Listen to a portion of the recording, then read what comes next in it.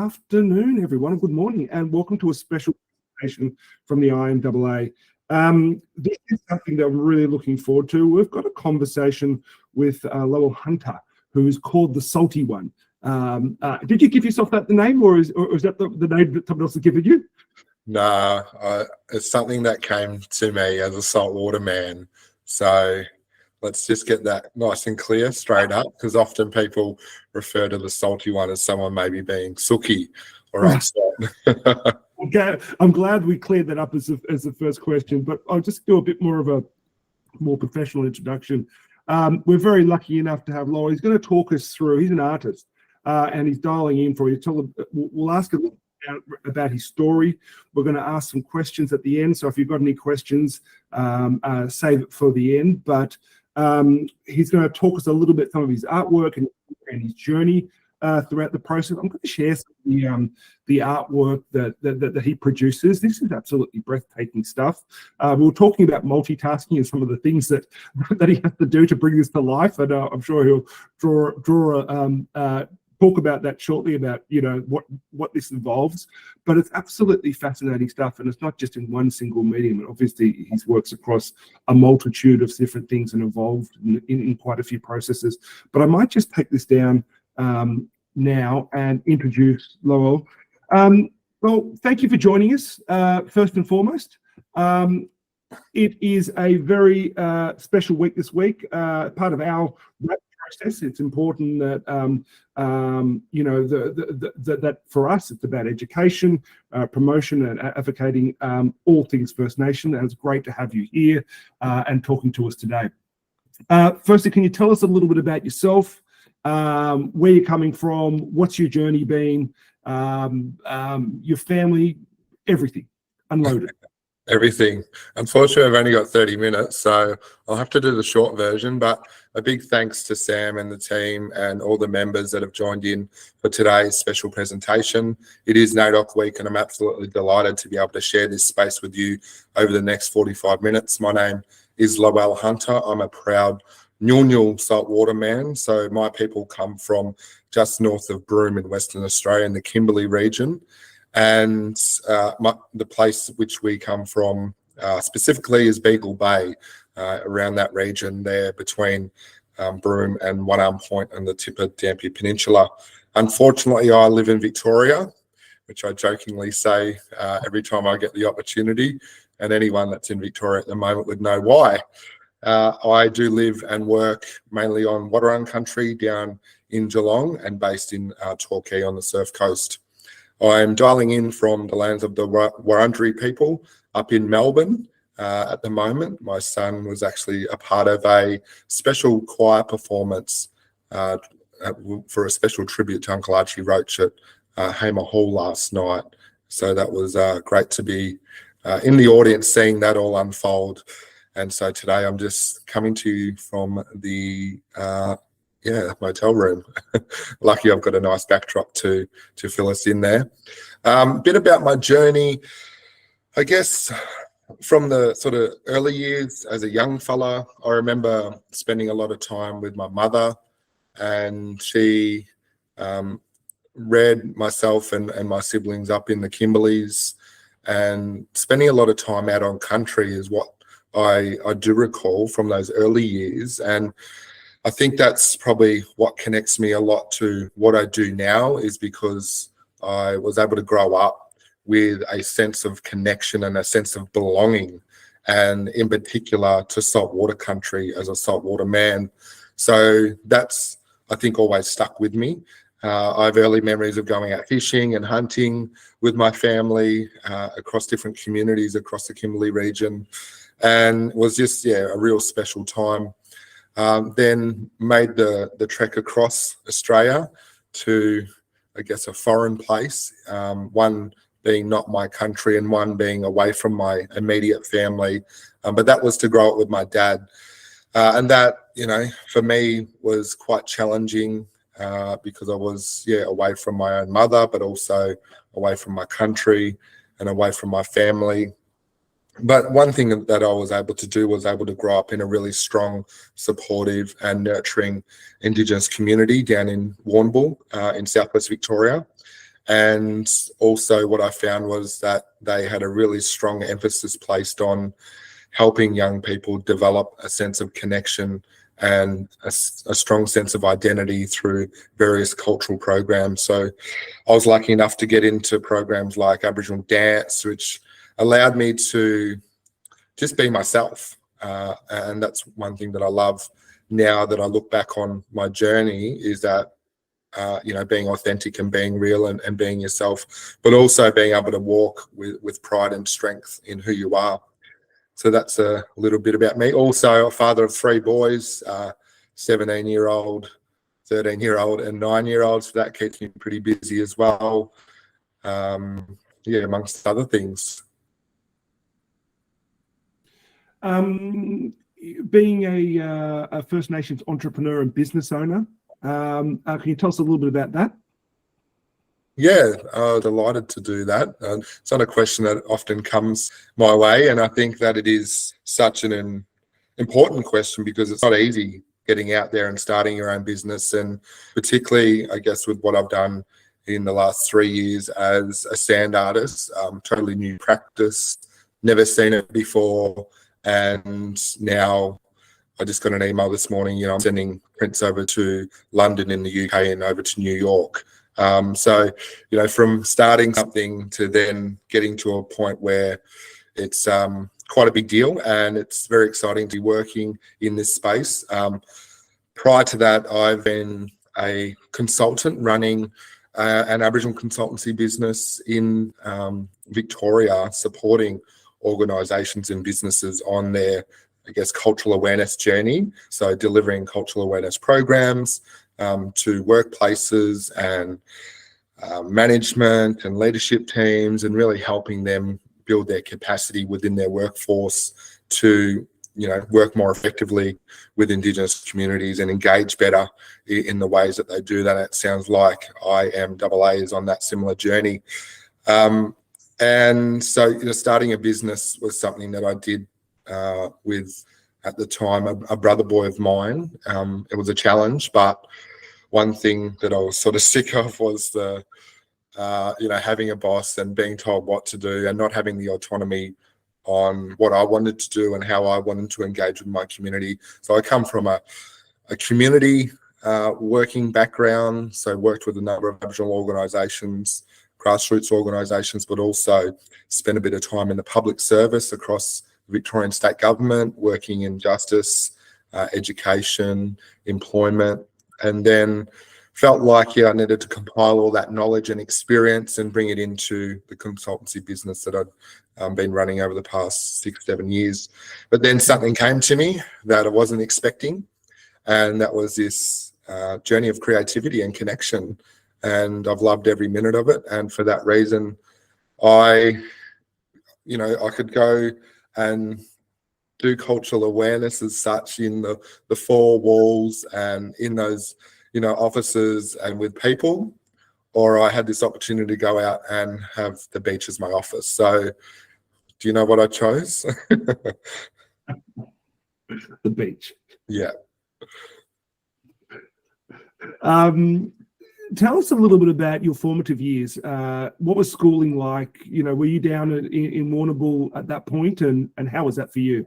Yeah, certainly. It was certainly a challenge. I think throughout my education journey, I've never really been, taught the right way or just been accountable for as a Indigenous person at school. I felt like at times, maybe when things weren't easy for teachers or, school staff, whether it was my behaviour or whatever, that it was too hard to deal with. So often, that meant me either just sitting in, time out, or, not being in class, doing the work that I need to do in order to get through the year levels and pass accordingly. So I think I went into high school well behind, and that led to a lot of disengagement and distrust with the education system. And also, I didn't feel respected or valued in who I was, and the learning environment didn't often reflect that as well. So there was this disconnect that I had. And for that reason, I decided to leave school at year 9. I'd had enough. What I did want to do was go and become a tradie. And as soon as I did some work experience, I realized that school wasn't too bad after all. From starting at 6:30, 7 a.m. in the morning to 9 a.m. at school. But anyway, you live and learn. I ended up going through an apprenticeship in plastering and became a qualified plasterer. But unfortunately, due to a lot of the negative experience I had as sometimes the only Indigenous person working on commercial and domestic building sites across Victoria, I felt really isolated. And at times, well, there was one particular incident where I was racially vilified on the work site, which led to me going to the Human Rights Equal Opportunity Commission at the time to have the matter dealt with. So for me, that wasn't a safe working environment, and I didn't want to pursue with something that I know that if I had to get up every morning, I had to put on, this cape. I had to be someone just to deal with that additional layer of crap that we as people shouldn't have to deal with. So that led me to wanting to work with my own people. And so I got into working in an education space, so working with young people that had been similar on my journey. I was only 5-6 years out of dropping out of school, and these young people were in that same situation. So diverting from mainstream schooling and stepping into alternative schooling. And I was there as a youth pathways supervisor, mentor, to help them, guide them back into some form of training and then leading on to employment. And then through that, I just developed a really love and passion for working for our mob and our community, because I knew that there was so much that needed to be done in a lot of different spaces. But I just felt like, there was, I had something to give due to my experiences. And that's what found me, I guess, working with my people. And then you touched on it before, but your transition and getting into the creative space, like how did you, that's a big jump from the journey you've been on, where you went from at one point, working as a tradie, and then to the arts is a big jump. How was the process, and how did you find your feet in there? Yeah, I reckon it's because of also the journey I've had as a performer, as a dancer. So at the age of 10, 11 years old, I was introduced to an Aboriginal dance group, which allowed me to, like I said, develop a stronger sense of identity through these dance programs and through cultural connections, and also about developing a strong sense of, what it means to be connected to country.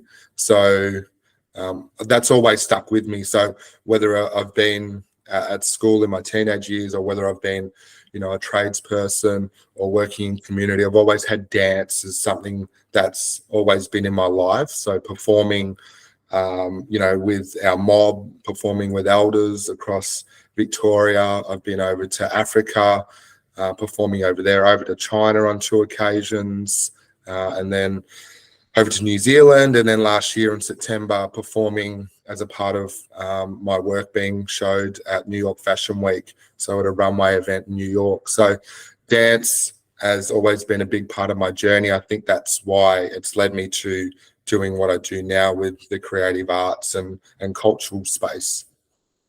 And so the stuff that you're most famous for is the sand art.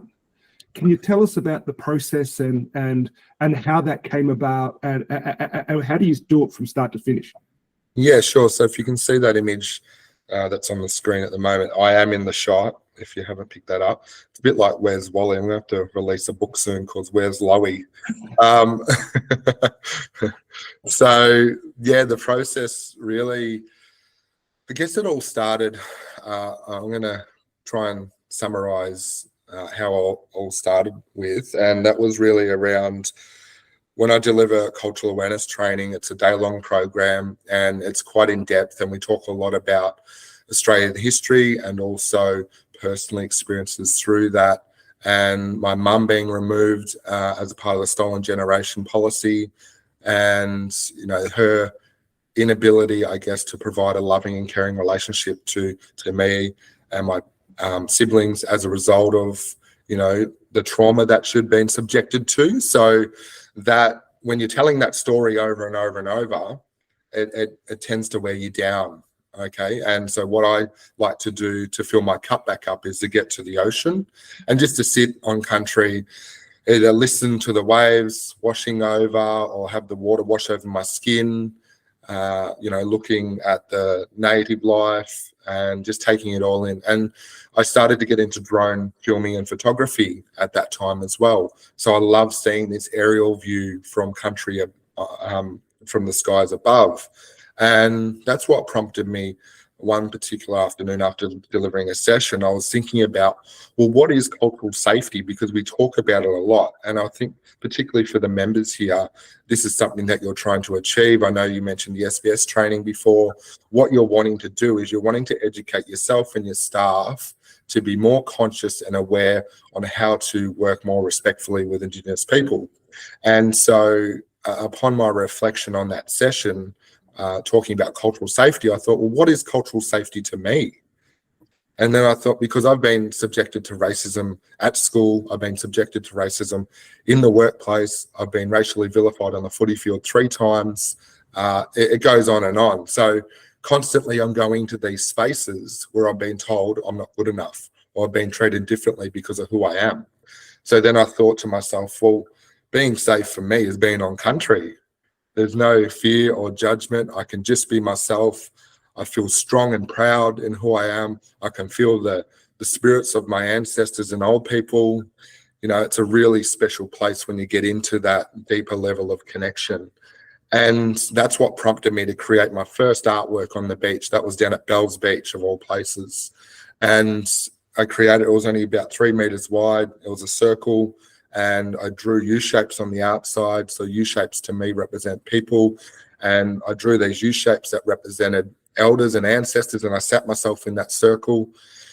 And I just felt safe. I just felt amazing. There was nothing else in the world at that moment that could change, you know, what I was experiencing, what I was going through. And that's where it all started. I took the photo, popped it on Facebook that night. People loved it. And I thought, wow, this is cool. I'm going to do more of it. And so here I am now, doing what I'm doing.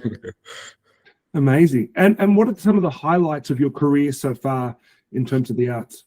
Yeah, I think there's a few, and I've been really fortunate to be able to connect with some amazing people in my short sort of 3.5-year journey as what I would say a sand artist. But going to New York Fashion Week and having my work on show at a runway event on a rooftop in New York was quite incredible.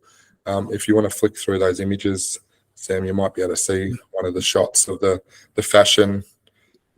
And then last NAIDOC week, so the National NAIDOC, that's the image on the left there. So the artwork was used in collaboration with Bobby Lockyer. So Bobby Lockyer is a well-known Indigenous artist. She actually created this year's National NAIDOC poster. So for our elders, the theme of that poster shows she's the artist behind it. So Bobby and I are actually family through our Nunyul connections, and we've collaborated on her show for the New York Fashion Week. So that was a huge achievement. Then last NAIDOC, National NAIDOC Awards, I was awarded the National Creative Talent or Artist of the Year, which was just mind-blowing considering at that stage I was only 2 and a bit years into my practice. And, you know, to give, you know, reference to some of the people that are in that sort of category, this year's winner was Rachel Perkins, filmmaker and producer. She's done some amazing things across the country for many decades. So to be up there with those types of people is just mind-blowing. And then, yeah, like this year, for those of you that are Victorian-based and love your footy, I was the artist behind Melbourne Football Club's Indigenous Round Guernsey, which was also special, having my sons that are Melbourne Demon supporters. So I'm a West Coast boy, being from WA originally, but we won't talk about that. Amazing. And you know, you mentioned NAIDOC Week a few moments ago. Tell us what NAIDOC Week means to you, and what it's about this year. It is a special theme this year, and I'm so glad that it has, you know, taken this particular focus. The theme is for our elders. So when we think about our elders, when I think about my elders, they're the knowledge holders. They're the people with, you know, that amazing, incredible knowledge that they get to share with the younger generation. And I've been lucky enough to be involved in many ceremonies, many dance performances, community camps where I've sat with elders and I've listened and I've learned. And just the amount of knowledge is incredible. So in order for us to continue to be, you know, who we are as Indigenous people in this country and to be culturally strong, it requires a relationship with our elders. So like I said, I've been lucky enough to sit with mentors and role models and elders that have shared knowledge with me, which allows me now to do what I do. If I didn't have that knowledge, I wouldn't be able to call myself an artist. I wouldn't be able to share what I do. I wouldn't be able to tell the stories that I do. I wouldn't be able to work with the young people in the way that I do.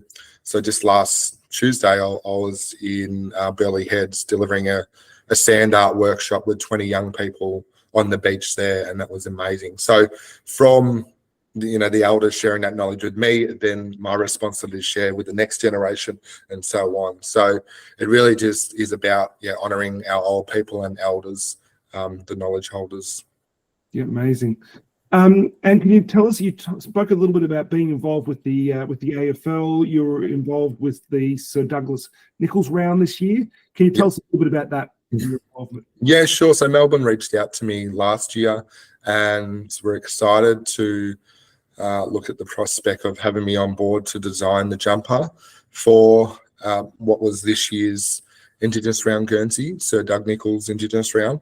And I was really delighted because, like I mentioned, my sons actually go for Melbourne, and what I was able to do, so the process of me creating it, the artwork for the club, for their jumper, was actually to go out on the beach and create a large scale sand artwork. So, excuse me, we're talking up to 40, 50 meters long by about 20 odd meters wide.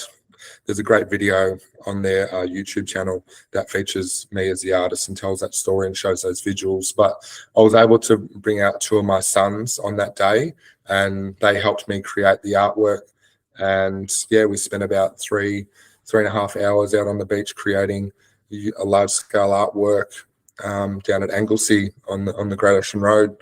And then what happened there, once we'd take the drone image, I then had an appointment with the graphic designer with the club, and I sat with the graphic designer and we traced over the drone image of my design and then added some other elements into it, and then it became the finished artwork. Then was used to was printed onto the Guernsey for the Indigenous Round.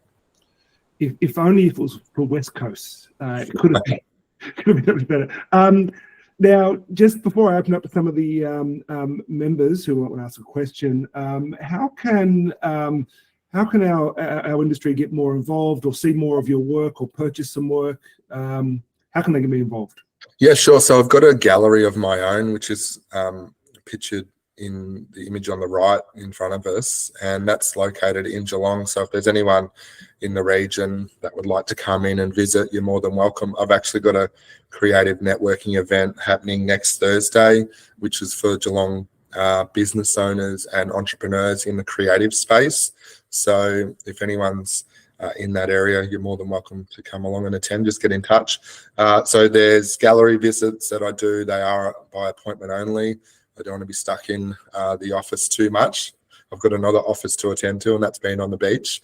And then I have online, I have a website, which really delighted to have Tamara Ford, who works with 10-4 Media. So Tamara actually was able to organise this call and have me involved in this special NAIDOC presentation. So a big thank you to Tamara for the work that you're doing in this space. And so, Tamara has actually helped me over the last couple of months redevelop my website and helped me with some marketing strategies and so forth. So I'm really appreciative of that. And then, so yeah, jumping on the website, you can have a look at the variety of work that I have there. I do commission pieces. I'm about to unveil a big mural on the side of a building in Collingwood in Melbourne, which will be about 16 metres by 6 metres. So that involved actually creating an artwork on the beach and then being transferred into these concrete paneling. So it's actually been set in the concrete paneling. So it's going to be remarkable once it's revealed. Yeah, commissioned artworks, guest speaker engagements. Yeah, there's a whole range of things that can be done. If you're wanting to support Indigenous businesses this week, or not just this week, I'd encourage you to do it throughout the year. But yeah, maybe even if it's just an artwork purchase, or giving a business a plug, sharing some content across social medias, creating awareness about what's happening in this space. Those are the types of things that I think we find really valuable. Sometimes, I love it when people say, they get in touch and they say, "Hey, Salty One team." I'm like, "Hey, it's just me here." Glad to know that people think there's this big, empire behind it all. But like a lot of Aboriginal businesses, often one or a couple people that are, making it all happen. So when we do get a share of our stories, of our content, or a purchase, it does go a long way. Yeah, amazing. And again, to your point, shout out to Tamara. I don't know if she's on the call today, but for connecting us. And she's been featured this week in Media Week. It's a profile. That's amazing. Look, thank you so much for sharing your journey. What we might do is open it up to anyone who wants to yell out a question. Sometimes they don't do, but if anyone wants to ask a question to Lowie, let's open up to the floor. Or you can type one in there as well. Hi, I've got a question. Thank you so much, first of all. It was so interesting to hear about your work and about just you as a person in general. What would you say, I'd love to hear you talk more about your inspirations for your artwork and what inspires you and what really drives your creativity. Yeah, that's a great question. Thanks, Anastasia. It certainly is when I get into that deeper level of connection, I find, even if it's just going down to the beach and grounding myself. So every time I go to create an artwork, there's a process of grounding. For me, I feel like it's a disconnect from what's happening in this other world. I really need to just chop that off, and I feel like I need to ground myself and delve deeper into the spiritual world of who I am as a saltwater man and as a First Nations artist and creator. And when I start to do that, things come to me. So there was this amazing artwork that I created, which is titled Whale Dreaming, and that's of a whale tail. And I've never drawn a whale tail in my life, right? But one thing that I did at that particular moment, and this is really early in my career, like I'm talking like my career goes for a very long time, but it doesn't. So it's probably only about 6 months, I reckon. And I thought to myself, what am I gonna create? And I was down at near Torquay at that time on the beach, and I was thinking to myself, well, whales travel through this country. And because I grew up in Warrnambool, that's where there's a whale nursery on Gunditjmara country. And I grew up also doing the whale dance with a lot of Gunditjmara people. So it's really special. So I feel like I've connected on a deeper level in the depiction of being a whale and telling the stories of the whales traveling through that country. And so I thought about, the whales travel through this area. That's what I'm going to do. I'm going to create an artwork that honors the whales and their connection to the coastline and, the importance that they have in our lives. So that's one way that I like to go about it, is actually just slowing down the mind and body to connect in on that deeper level. And I really love just the process of, listening to country, slowing down my mind and body. I work in a lot with the tides, so it's understanding what's happening with country as well. If I'm creating an artwork and I want the water to be nice and close, which you can see in this script background I've got on my artwork here. But it for me, it has to be a timed process. So if I'm creating an artwork that's going to take me 3 hours, I need to, start when the tide is out, and then when the water's slowly creeping up. When I'm finished, I can take the final drone shot with the water nice and close. So there is a fairly complex process of creation. Yeah, amazing. And then the other layer to what you might see, so where there's paint on my work is where I've collaborated with another Indigenous artist from around the country. In this case, behind me, it's Jade Kennedy Art.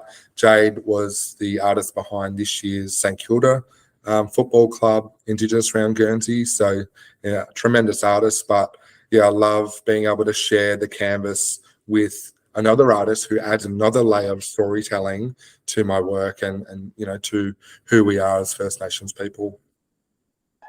Amazing. Can you tell us a little? I'm just looking at this photo on screen at the moment. How do you make it? Is it with your arms or your feet or do you use tools? Yeah, that's a really good question. I'm still surprised that people don't understand my creative process, but it is just with my feet. So it's 2 feet and a heartbeat is what I like to say. And then if I need to, I might add in my boomerangs, which you see me pictured with there. But yeah, it's just with my feet. So it's a bit of a physical process, but it's not something that I'm just rushing either. Like might do an hour solid, then have a little break, and then might add to it and so on. So yeah, amazing. Got a question here. How can we find out more details about next Thursday's event? Yep. So send me an email and I can send you the link to register. So Lowell at saltyone, saltyone.com.au. That is an in-person event in Geelong in my gallery. We will put a note up on the closed LinkedIn group after this to connect everyone around. Any other questions from anyone? There was just another one that came through in the chat there, Sam. Oh, yes. Are all of your originals works done alone, or have you ever had instances where you welcome others to into your creative process? Yeah, majority of it has been by myself, but I have often taken my kids on this journey. I think that's really important for me to be able to pass on that cultural knowledge, but also allow them to step into a space where they can be themselves as well. Like I said, my experiences of my journey is that I've had to deal with a lot of crap, and my hope is that for my kid, I know they're probably still going to experience that as they grow up, but I hope that they can build that resilience and strength and be proud and strong in their identity. So when they do face those challenges, they may not react perhaps in the way that I have, or react in a way that, makes them feel unwell or not valid.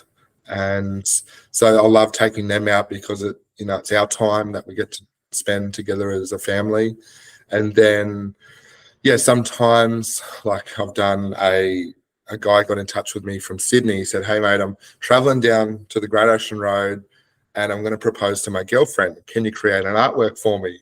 So lo and behold, I'm out there, creating an artwork. "Will you marry me, Rach?" with my artwork around it as well. Luckily, she said yes. And, I haven't heard a bad thing yet. So hopefully they're going strong. But they were able to get a print, also a big, huge print, which they loved. And yeah, things like that. I have some unique and interesting requests that come in. But yeah, I love, all these opportunities that come my way. Amazing. Any other questions, guys? Looks like it might be it.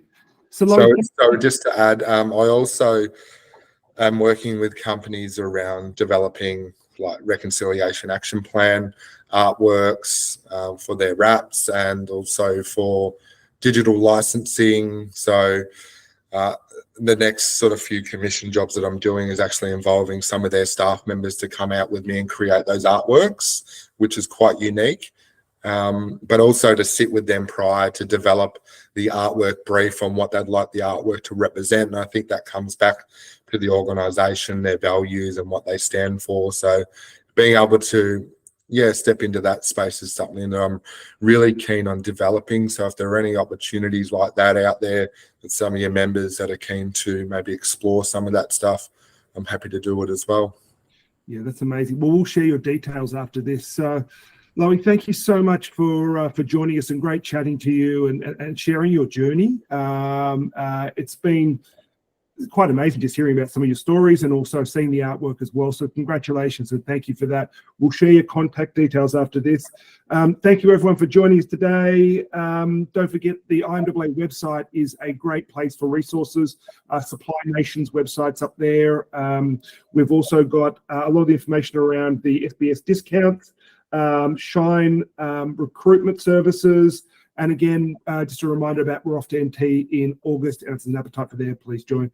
Thank you so much, Lowie, again. Good to talk to you, mate. And thank you, members, for joining us. No worries. Enjoy your night. Thank you.